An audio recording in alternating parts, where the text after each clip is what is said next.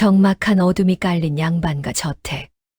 시집 온 지 채 반년도 안 된 며느리가 매일 밤 자정만 되면 등불 하나에 의지한 채 집안 가장 구석진 헛간으로 향합니다. 며느리가 들어간 뒤 헛간문은 굳게 잠기고 그 안에서는 남자의 낮은 신음소리와 며느리의 흐느낌이 들려옵니다. 소문은 꼬리에 꼬리를 물어 며느리가 외간 남자를 숨겨두었다는 흉흉한 괴담이 온 마을에 퍼집니다. 참다 못한 시어머니가 가문의 명예를 더럽혔다며 장정과 몽둥이를 앞세워 헛간 문을 박차고 들어간 순간 눈앞에 펼쳐진 광경에 시어머니는 비명을 지르며 주저앉고 맙니다. 단아했던 며느리가 밤마다 이곳에서 마주했던 처참한 진실은 무엇이었을까요? 시작하기 전 좋아요, 구독 눌러주시면 영상을 제작하는데 큰 힘이 됩니다. 충청도 공주 땅에 김진사라 불리는 양반이 살았습니다.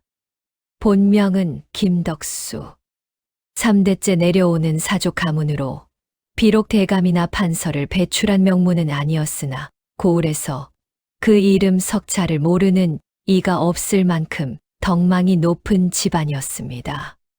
김진사의 아버지 때부터 흉년이 들면 곳간을 여러 이웃에 곡식을 나누었고 마을의 다리가 무너지면 사제를 털어 고쳐 놓았으며 소작인들에게 가혹한 소작료를 매긴 적이 단 한 번도 없었습니다. 덕분에 공주 일대에서 김진사 댁이라 하면 고개를 숙이지 않는 이가 없었고 관아의 현관마저도 김진사의 안부를 묻곤 했습니다. 그런 김진사에게 한 가지 근심이 있었으니 바로 대를 이을 자식 문제였습니다. 김진사는 20에 혼인하여 30이 넘도록 슬아의 자녀가 없었습니다. 부인 박씨와 함께 전국의 명산대차를 찾아 불공을 드리고 이름난 무당을 불러 굿을 하고 100일 동안 정화수를 떠놓고 치성을 드렸으나 하늘은 좀처럼 응답하지 않았습니다. 마을 사람들은 수군거렸습니다. 저리 선행을 쌓는 집안에 왜 하늘이 후사를 내리지 않는가?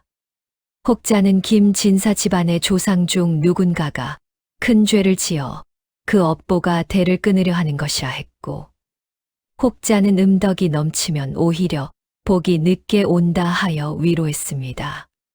그런데 기적은 김진사가 35이 되던 해에 일어났습니다. 부인 박씨가 마침내 태기를 보인 것입니다. 김진사는 하늘에 감사하며 부인의 산달까지 매일같이 사당에 절을 올렸습니다.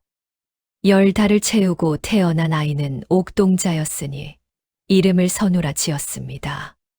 선한 은혜를 만난 아이라는 뜻이었습니다. 선우는 태어날 때부터 남달랐습니다.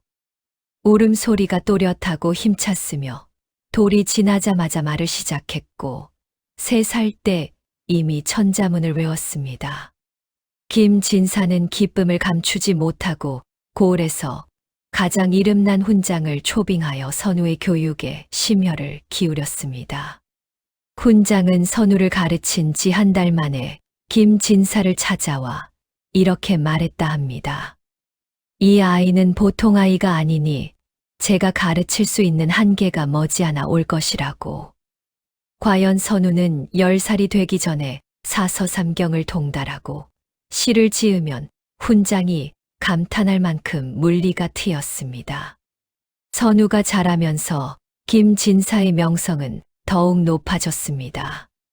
아들이 장차 과거에 급제하여 가문을 빛낼 것이라는 기대가 온 고을에 퍼졌고 혼처를 놓고 명문가들이 은근히 경쟁하기 시작했습니다. 김진사는 아들의 배필을 고르는데 특별히 신중했습니다. 가문의 경만 따지지 않고 며느리 될 사람의 됨됨이를 중요하게 여겼습니다. 여러 집안을 수소문한 끝에 김진사의 눈에 든 것은 이웃 고을 유참봉 댁의 셋째 딸이었습니다. 유참봉의 셋째 딸, 이름은 유씨 옥분. 아버지 유참봉은 벼슬은 미미했으나 학문이 깊고 성품이 고든 사람이었습니다. 옥부는 어려서부터 아버지 곁에서 글을 배웠는데 여자가 글을 안다 하여 드러내지는 않았으나 그 총명함이 남다르다는 소문이 있었습니다. 무엇보다 김진사의 마음을 움직인 것은 옥분의 효행이었습니다. 옥분의 어머니가 병석에 누운 지 3년, 옥분은 하루도 빠짐없이 어머니의 약을 다리고 간병을 도맡았습니다. 15 나이에 어머니의 대소변을 손수 거두고 밤잠을 설쳐가며 어머니 곁을 지켰습니다. 동네 사람들이 효녀라 칭송했으나 옥부는 당연한 일을 한다며 대수롭지 않게 여겼습니다. 김진사는 이 이야기를 전해 듣고 바로 중매를 넣었습니다. 유참봉 역시 김진사 댁의 가풍을 잘 알고 있었기에 흔쾌히 승낙했고 선우가 19, 옥분이 17 되던 해봄 두 사람은 혼례를 올렸습니다. 혼례 날 선우는 옥분의 단아한 모습에 마음을 빼앗겼고 옥분 역시 선우의 수려한 용모와 깊은 학식에 감탄했습니다. 두 사람은 첫 만남부터 서로에게 마음이 통했으니 이른바 금슬이 좋은 부부의 전형이었습니다. 혼인 후 선우와 옥분은 남들이 부러워할 만큼 다정하게 지냈습니다. 선우는 과거 준비에 매진하면서도 아내에게 따뜻한 말 한마디 건네는 것을 잊지 않았고 옥분은 남편의 건강과 학업을 세심하게 챙기며 내조에 힘썼습니다. 시어머니 박씨도 며느리의 공손하고 부지런한 성품에 흡족해하며 며느리를 친딸처럼 아꼈습니다. 김진사 댁은 안팎으로 화목했고 마을 사람들은 복받은 집안이라며 부러움 섞인 눈길을 보냈습니다. 그해 가을 과거 시험이 다가왔습니다. 선우는 3년간 준비해 온 학문의 성과를 시험할 때가 왔다고 여기고 한양으로 떠날 채비를 했습니다. 김진사는 아들의 손을 잡으며 당부했습니다. 급제 여부보다 건강히 돌아오는 것이 중요하다고. 어머니 박씨는 눈물을 글썽이며 노잣돈을 쥐어주었고 옥부는 손수 지은 소못과 말린 약재를 보따리에 싸주었습니다. 한양까지는 도보로 열흘 남짓 걸리는 먼 길이었습니다. 선우는 충실한 하인 만복을 데리고 길을 떠났습니다. 가을 하늘은 높고 맑았으며 가는 길에 만난 들판에는 누렇게 익은 벼가 고개를 숙이고 있었습니다. 선우는 마음속으로 다짐했습니다. 반드시 급제하여 아버지의 은덕에 보답하리라. 아내에게 떳떳한 남편이 되리라. 두 주먹을 불끈 쥔 채 한양을 향해 걸음을 재촉했습니다. 한양에 도착한 선우는 남산 아래 주막에 방을 얻고 본격적으로 과거 준비에 돌입했습니다. 전국에서 몰려든 수재들이 저마다 장원급제의 꿈을 품고 밤낮으로 글을 읽었습니다. 선우도 그들 사이에서 뒤지지 않으려 잠을 줄이고 독서에 매진했습니다. 하인 만복은 주인의 식사와 빨래를 챙기며 충실히 시중을 들었습니다. 과거 시험은 순조롭게 치러졌습니다. 선우는 자신이 준비한 것을 유감없이 발휘했고 시험장을 나서면서 손에 땀이 벨 정도로 긴장했지만 결과에 대한 나름의 자신감도 있었습니다. 결과 발표까지는 보름 남짓 시간이 있었습니다. 선우는 그 시간을 한양 구경과 서책 구입에 할애할 생각이었습니다. 문제는 바로 이 보름 사이에 벌어졌습니다. 시험을 마치고 사흘째 되던 날, 선우는 동대문 밖 장터에 나갔다가 갑자기 몸에 한기가 느껴지며 열이 치솟았습니다. 처음에는 단순한 감기려니 했습니다. 먼 길을 걸어오고 시험 준비에 무리한 탓이라 여겼습니다. 만복에게 죽 한 그릇을 시켜 먹고 일찍 잠자리에 들었습니다. 그런데 이튿날 아침 선우의 몸 상태는 악화되어 있었습니다. 온몸에 붉은 반점이 돋기 시작한 것입니다. 선우는 불안한 마음으로 한양에서 이름난 의원을 찾았습니다. 의원은 선우의 몸을 살피더니 한참 동안 아무 말 없이 맥만 짚었습니다. 그리고 조심스럽게 입을 열었습니다. 이것은 보통 열병이 아니라고. 정확한 병명을 말할 수는 없으나 증세가 심상치 않으니 당분간 사람들과의 접촉을 삼가는 것이 좋겠다고 했습니다. 선우는 의원의 말에 가슴이 철렁 내려앉았으나 아직은 크게 걱정하지 않았습니다. 약을 지어 먹으면 나을 것이라 생각했습니다. 하지만 사흘이 지나고 닷새가 지나면서 병세는 갈수록 심해졌습니다. 붉은 반점은 얼굴과 손, 발로 번져갔고 반점이 있던 자리에서 고름이 차기 시작했습니다. 온몸에서 열이 끊이지 않았고 뼈마디마다 칼로 도려내는 듯한 통증이 밀려왔습니다. 선우는 방 안에서 꼼짝도 하지 못하고 누워야 했습니다. 만복은 겁에 질려 다른 의원을 수소문했습니다. 이번에 찾아간 의원은 선우의 상태를 보자마자 얼굴이 창백해졌습니다. 그리고 만복을 밖으로 불러내어 작은 소리로 말했습니다. 이것은 나병, 즉 천형병의 초기 증상이라고. 조선에서 나병은 단순한 질환이 아니었습니다.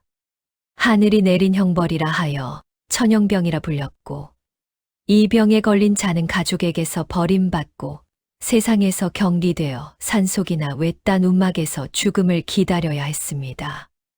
나병 환자가 있는 집안은 그 자체로 저주받은 집안이 되었으며 친척과 이웃 모두가 등을 돌렸습니다. 사대부 집안에 나병 환자가 나왔다는 것은 곧 가문의 몰락을 의미했습니다. 만복은 주인의 병명을 듣고 그 자리에서 주저앉았습니다. 의원은 이 병을 치료할 방법은 없으니 고향으로 돌아가 가족들에게 알리는 것이 도리라고 했습니다. 하지만 선우에게 이 병명을 알려야 할지 말아야 할지 만복은 판단할 수가 없었습니다. 결국 선우는 스스로 자신의 병이 무엇인지 깨달았습니다. 의원의 표정과 태도, 그리고 날이 갈수록 흉측하게 변해가는 자신의 몸을 보며 선우는 알아차렸습니다. 자신이 나병에 걸렸다는 것을.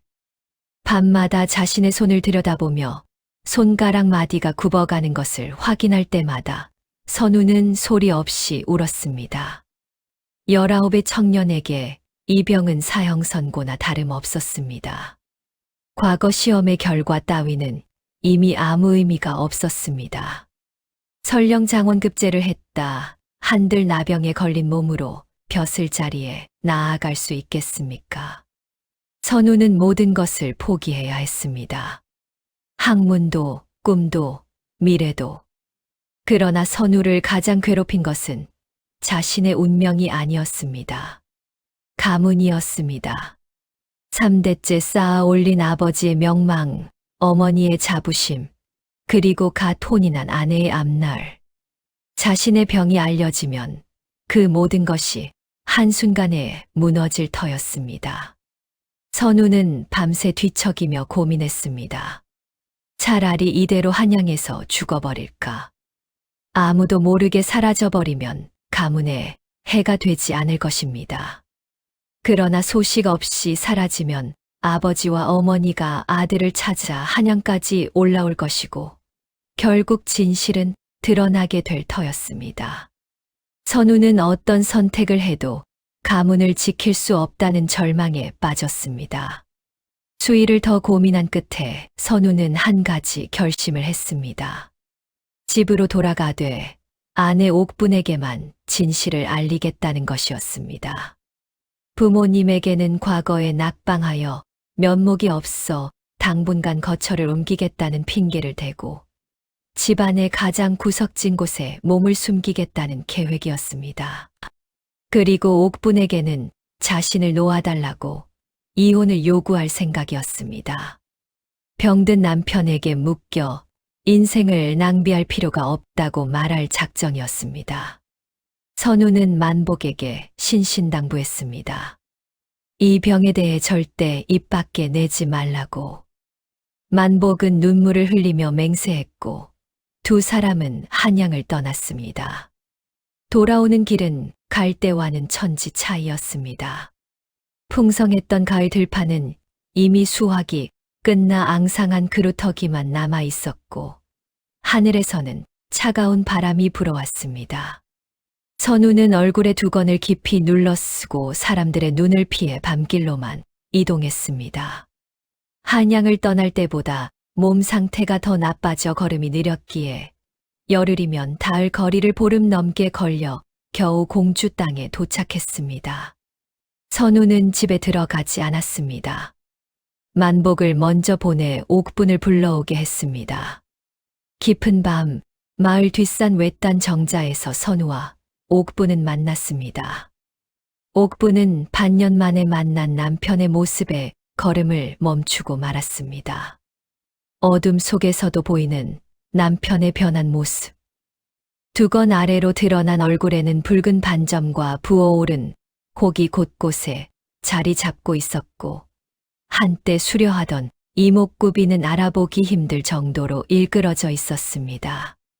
선우는 옥분에게 모든 사실을 말했습니다. 자신이 나병에 걸렸다는 것, 이 병은 치료할 수 없다는 것, 그리고 이 사실이 알려지면 가문이 풍비박산 날 것이라는 것. 선우는 담담하게 그러나 목소리가 미세하게 떨리는 것을 감추지 못한 채 말을 이었습니다. 자신은 어차피 오래 살지 못할 것이니 옥분더러 친정으로 돌아가 새 삶을 살라고. 젊은 나이에 병든 남편 때문에 인생을 그르칠 필요가 없다고. 이혼장을 써줄 테니 가라고. 옥분은 한참 동안 말이 없었습니다. 어둠 속에서 옥분의 어깨가 미세하게 떨리고 있었지만 그것이 슬픔 때문인지 분노 때문인지는 알 수 없었습니다. 오랜 침묵 끝에 옥분이 입을 열었습니다. 목소리는 낮았으나 단호했습니다. 갈 곳이 없다고 했습니다. 시집 온 여자가 갈 곳은 시댁뿐이라고 했습니다. 그리고 덧붙였습니다. 서방님이 병에 걸린 것은 서방님의 잘못이 아니지 않느냐고. 하늘이 시험하는 것이라면 함께 견디는 것이 부부의 도리라고. 선우는 다시 한번 강하게 거부했습니다. 이 병이 옮을 수도 있다고, 자신 때문에 옥분까지 위험해질 수 있다고 했습니다. 하지만 옥분은 물러서지 않았습니다. 혼인할 때 부부는 하늘과 땅 앞에서 일생을 함께하겠다고 맹세하지 않았느냐고.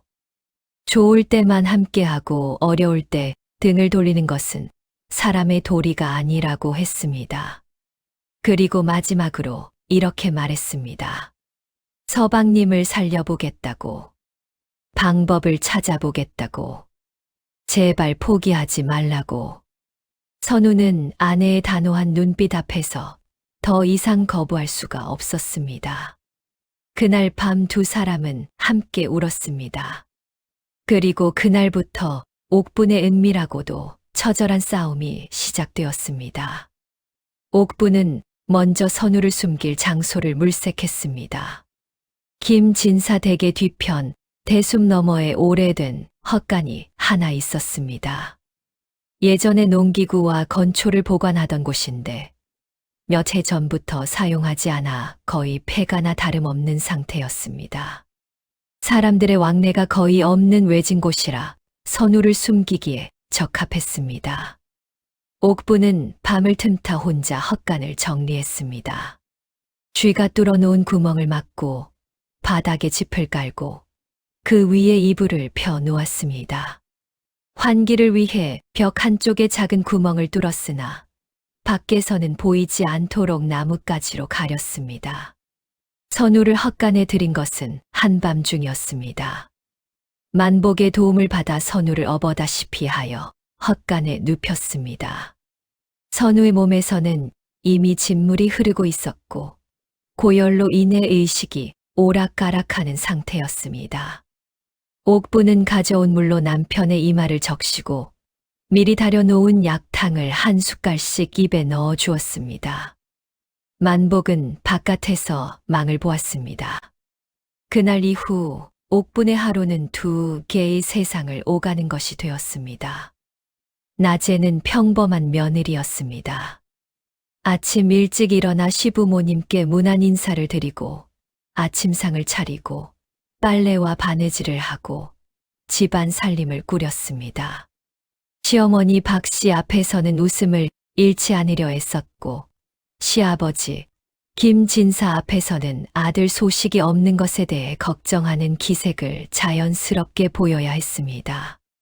남편이 한양에서 학문에 정진하고 있을 것이라며 시부모님을 안심시키는 것이 옥분의 낮 시간 중 가장 힘든 일이었습니다.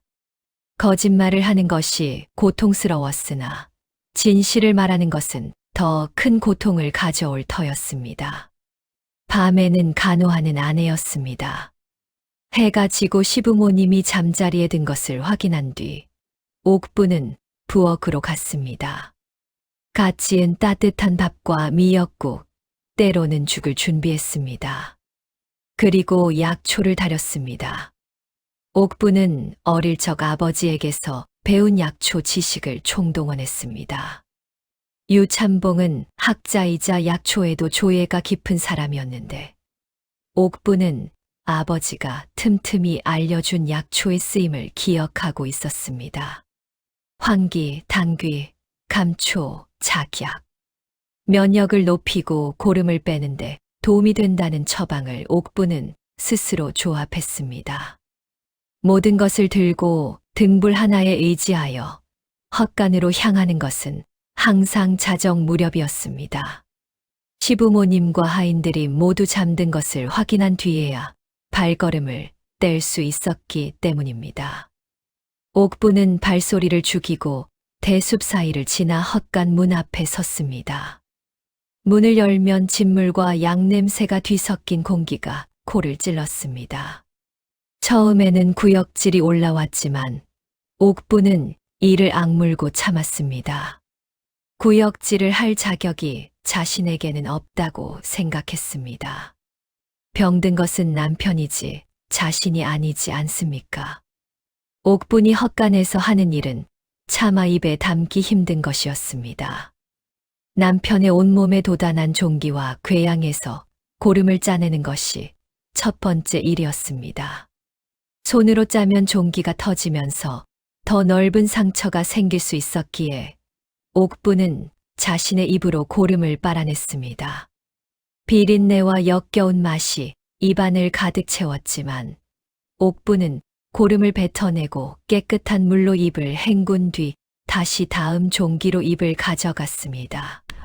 고름을 빼낸 자리에는 약초를 으깬 것을 바르고 깨끗한 헝겊으로 감쌌습니다.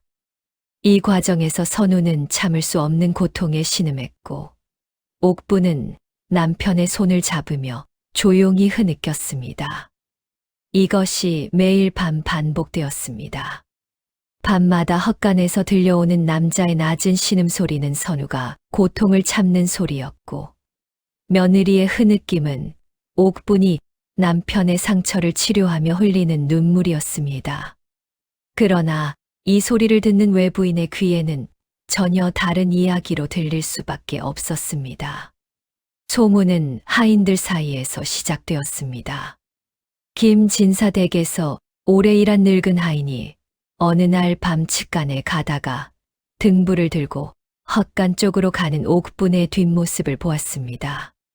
이상하게 여겨 멀찍이서 지켜보니 옥분은 헛간 안으로 들어가 문을 잠갔고 한참 뒤 안에서 사내의 신음소리가 들려왔습니다. 늙은 하인은 눈이 휘둥그레졌습니다. 다음 날 아침 그는 다른 하인들에게 귀띔했고 하인들은 그날 밤 교대로 헛간 근처를 기웃거렸습니다.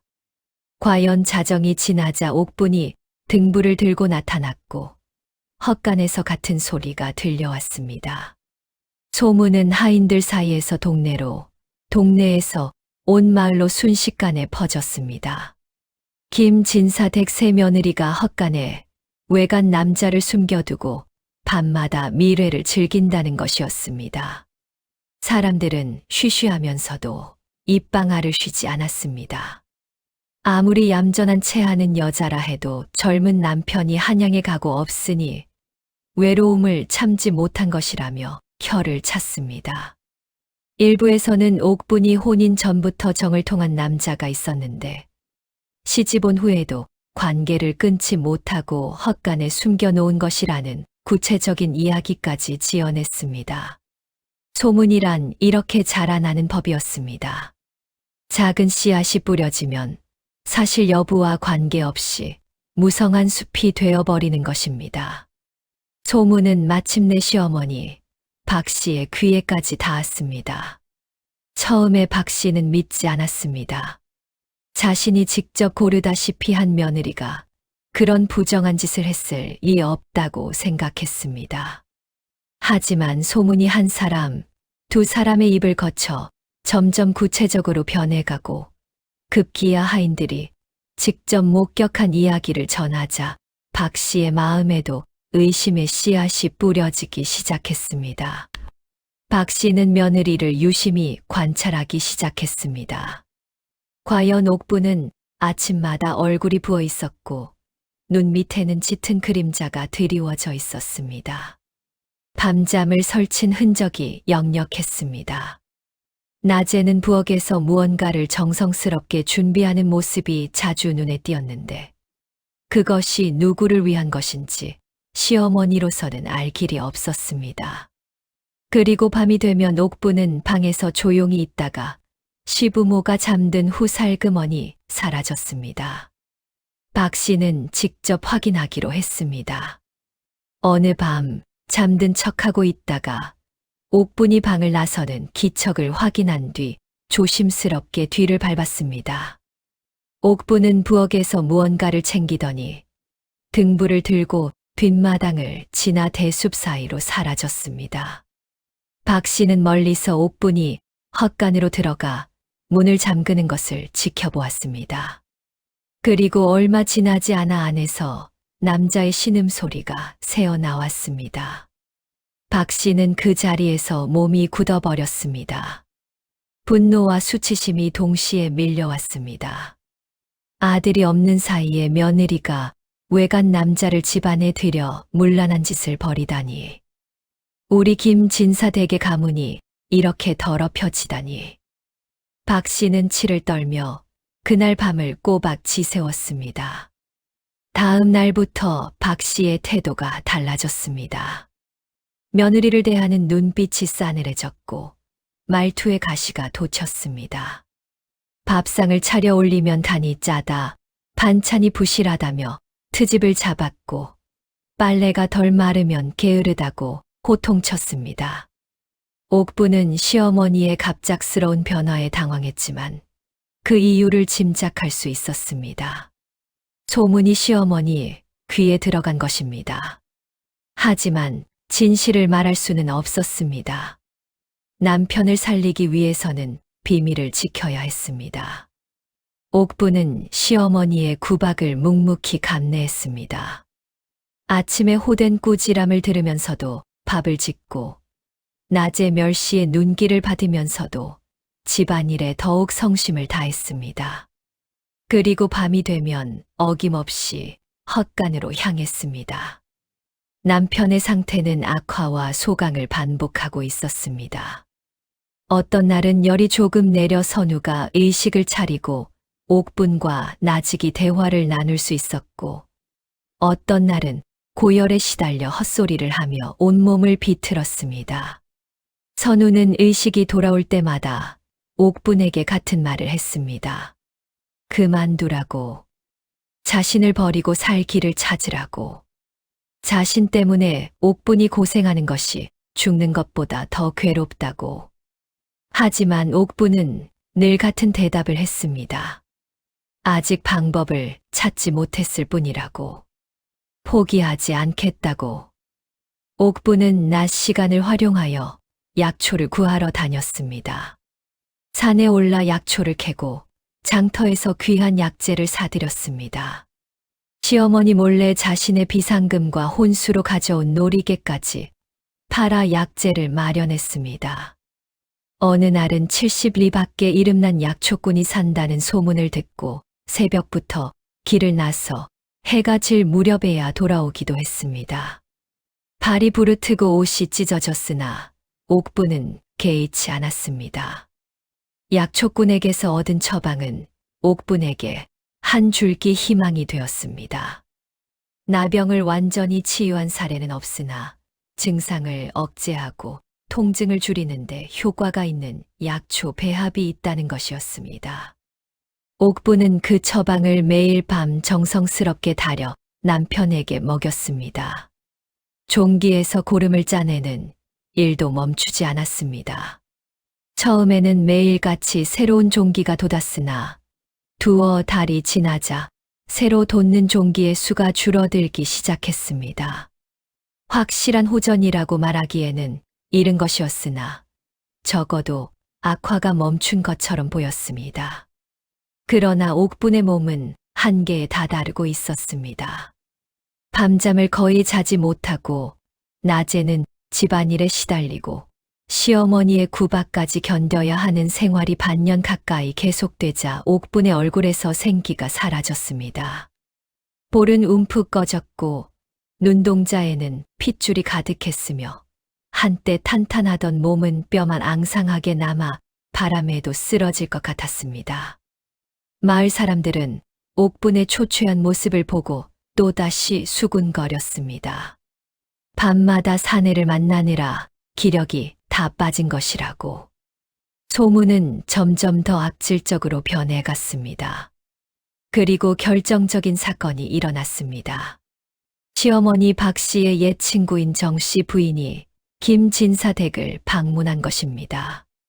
정 씨 부인은 입이 가벼운 것으로 유명한 사람이었는데 박 씨를 만나자마자 조심스러운 척하면서 소문을 꺼냈습니다.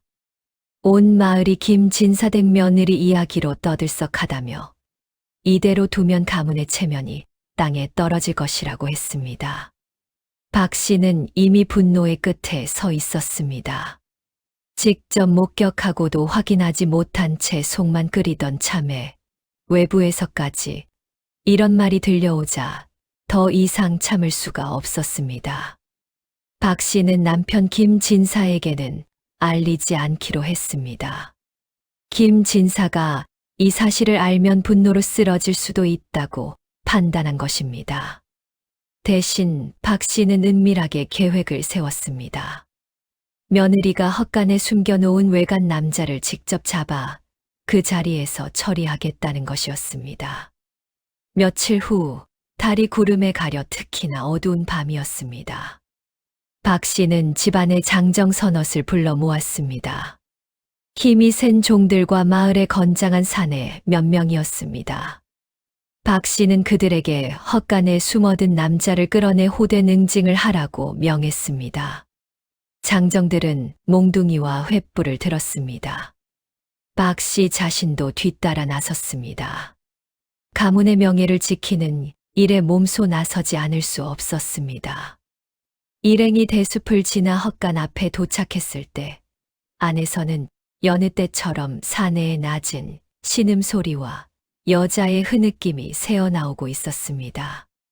박 씨의 얼굴이 분노로 일그러졌습니다.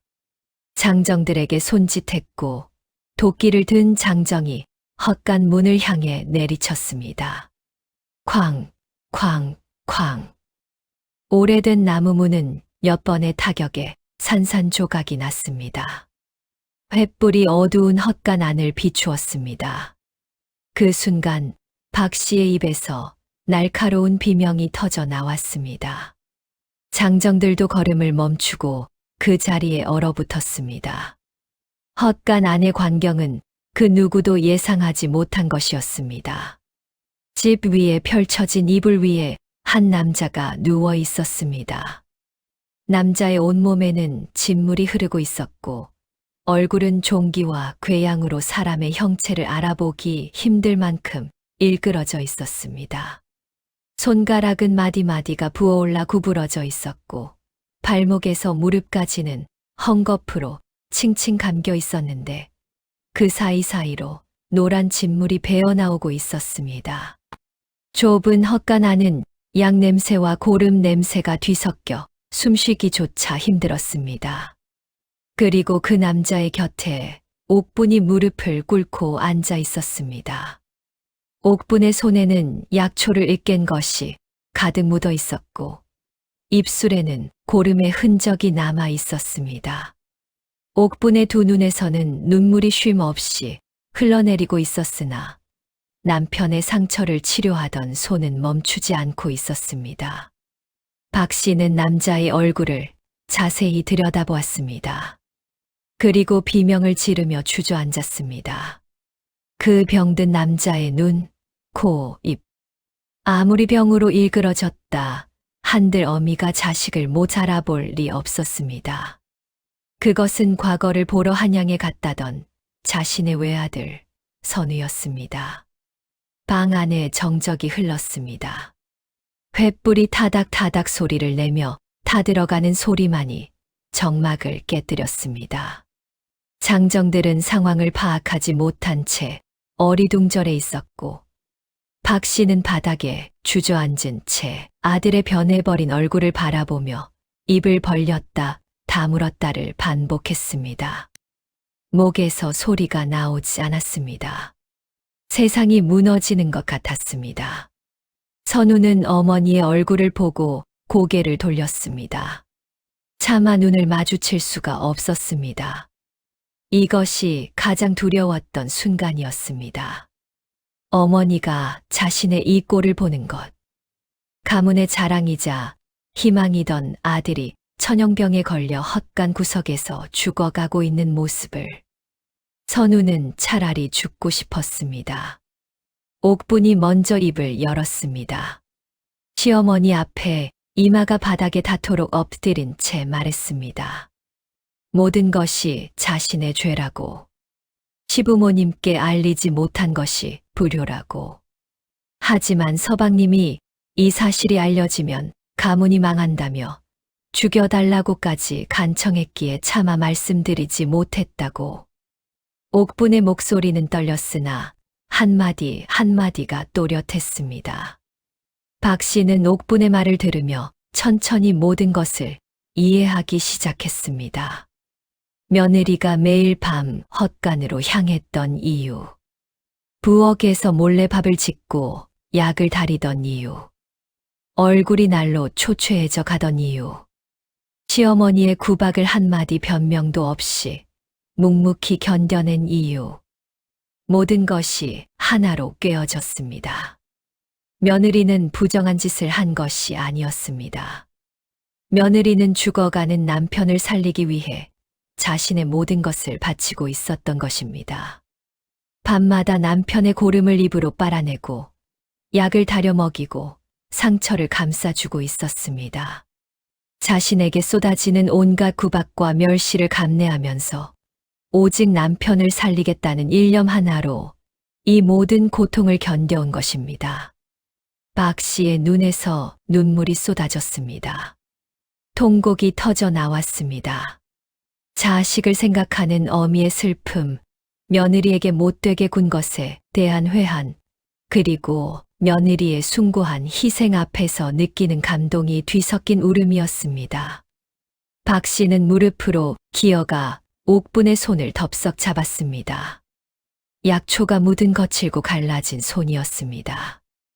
17에 시집와서 아직 20살도 되지 않은 어린 며느리의 손이 늙은 농부의 손보다 더 거칠어져 있었습니다. 박 씨는 옥분의 손을 잡고 한참을 울었습니다. 그리고 장정들을 돌려보냈습니다.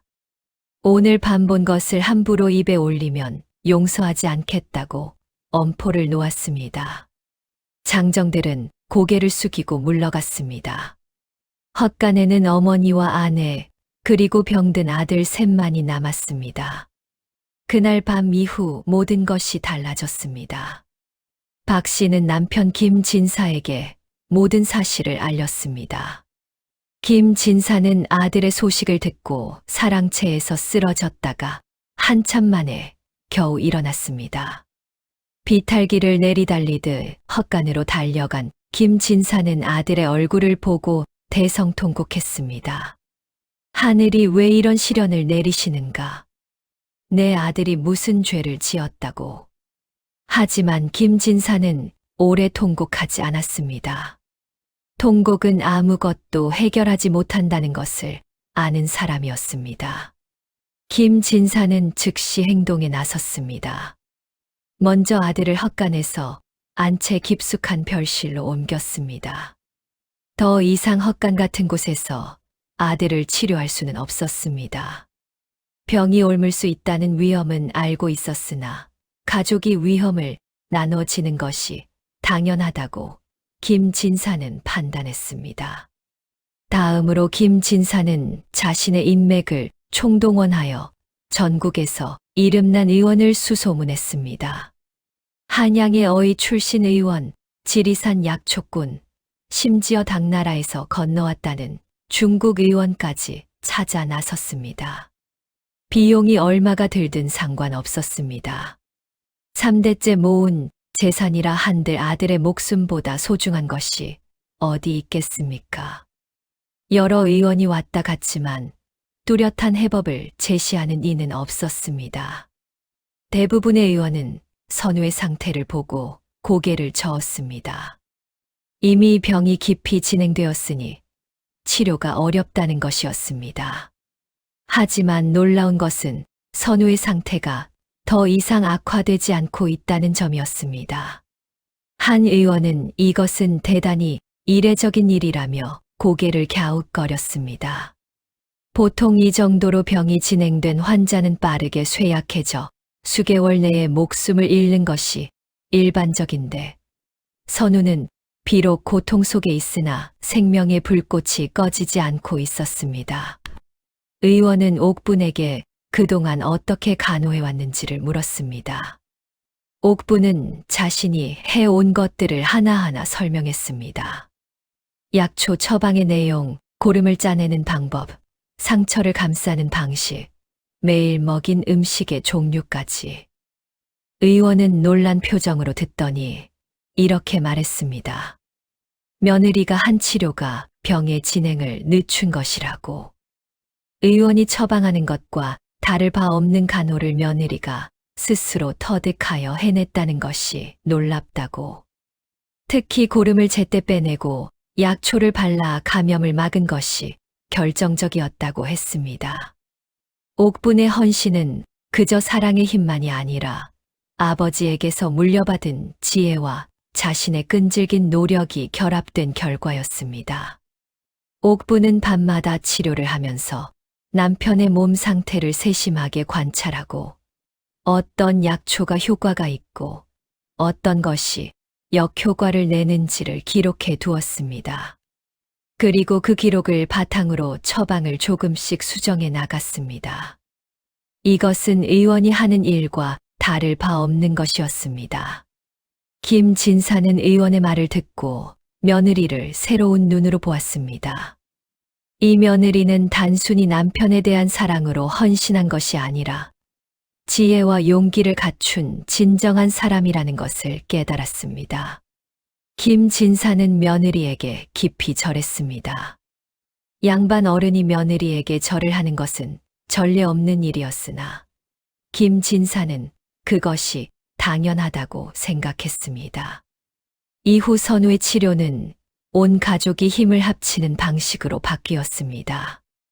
옥분이 주도하여 약초를 다리고 상처를 치료하되 시어머니 박 씨가 음식을 준비하고 김 진사가 약재를 조달하고 하인 만복이 온갖 자비를 도맡았습니다.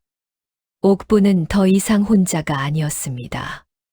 반년 동안 홀로 짊어졌던 짐을 내려놓은 것은 아니었으나 함께 짊어질 사람이 생긴 것만으로도 옥분의 얼굴에 조금씩 생기가 돌아오기 시작했습니다. 놀라운 일은 그 뒤로 조금씩 일어났습니다. 선우의 몸에서 새로운 종기가 더 이상 돋지 않기 시작했습니다. 기존의 종기와 궤양은 서서히 아물어갔고 피부가 재생되는 흔적이 보이기 시작했습니다. 열이 내리고 통증이 줄어들고 식욕이 조금씩 돌아왔습니다. 선우는 반년 만에 처음으로 자리에서 상체를 일으킬 수 있게 되었습니다. 의원은 이 경과를 보고 매우 조심스럽지만 희망적인 견해를 밝혔습니다. 완치라고 확언할 수는 없으나 병이 멈춘 것은 분명하다고. 이런 사례를 본 적이 없으니 단언하기 어렵지만 이대로 꾸준히 간호하면 일상생활이 가능한 수준까지 회복할 수 있을 것이라고 했습니다. 계절이 바뀌었습니다. 겨울이 가고 봄이 왔습니다. 선우는 지팡이에 의지하여 방 안을 걸을 수 있게 되었습니다. 여름이 오자마당까지 나올 수 있었고 가을에는 대문 밖을 거닐 수 있게 되었습니다. 얼굴과 몸에는 깊은 흉터가 남았으나 종기와 궤양은 모두 아물었고 손가락의 기능도 상당 부분 회복되었습니다. 선우는 다시 붓을 잡을 수 있게 되었습니다. 마을에서는 새로운 소문이 돌기 시작했습니다. 김진사댁 며느리가 외간 남자를 숨긴 것이 아니라 병든 남편을 간호하고 있었다는 진실이 알려진 것입니다. 소문이라는 것은 참 묘해서 나쁜 소문이 퍼지는 속도만큼이나 진실이 알려지는 속도도 빨랐습니다. 사람들은 부끄러워했습니다.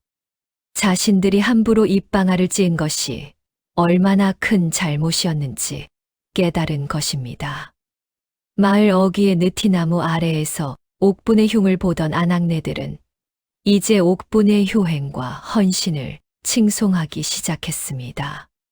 특히 시어머니 박 씨의 변화가 가장 컸습니다.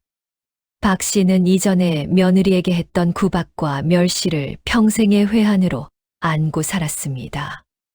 며느리가 죽어가는 남편을 살리기 위해 밤마다 고름을 빨아내고 있을 때 자신은 그 며느리를 부정한 여자라 몰아세우고 있었던 것입니다. 박 씨는 그 뒤로 며느리를 친딸보다 더 극진히 대했습니다. 아침이면 며느리의 방에 먼저 찾아가 안부를 묻고 좋은 음식이 생기면 며느리에게 먼저 건넸으며 마을 사람들 앞에서 며느리의 효행을 입이 마르도록 칭찬했습니다. 이 이야기는 고을 현감의 귀에까지 들어갔습니다. 현감은 옥분의 효행을 조정에 보고했고 조정에서는 옥분에게 열녀 정려를 내렸습니다. 김진사댁 마을 입구에 붉은 정려문이 세워졌고 마을 사람들은 그 정려문을 볼 때마다 옥분의 이야기를 떠올렸습니다. 선우는 완전히 회복되지는 못했습니다. 얼굴의 흉터는 평생 남았고 손가락의 감각이 완전히 돌아오지는 않았으며 과거에 응시하여 벼슬길에 나아가겠다는 꿈은 접어야 했습니다. 하지만 선우는 다시 살아 있었습니다. 아내 곁에서 부모님 곁에서 봄이면 꽃이 피고 가을이면 단풍이 드는 고향 땅에서 숨을 쉬고 있었습니다. 선우는 글을 짓는 것으로 남은 삶을 보냈습니다. 마을 아이들에게 글을 가르치고 시를 쓰고 이웃의 송사를 대신 적어주며 조용하지만 의미 있는 나날을 보냈습니다. 옥부는 그 뒤로도 변함없이 남편의 곁을 지켰습니다. 매일 아침 약을 다리고 남편의 상태를 살피고 조금이라도 이상이 있으면 즉시 의원을 불렀습니다. 그 정성은 남편이 회복된 후에도 하루도 빠지지 않았습니다. 선우가 아내에게 이제 그만 쉬어도 된다고 말하면 옥부는 늘 같은 대답을 했습니다. 습관이 되어 버렸다고.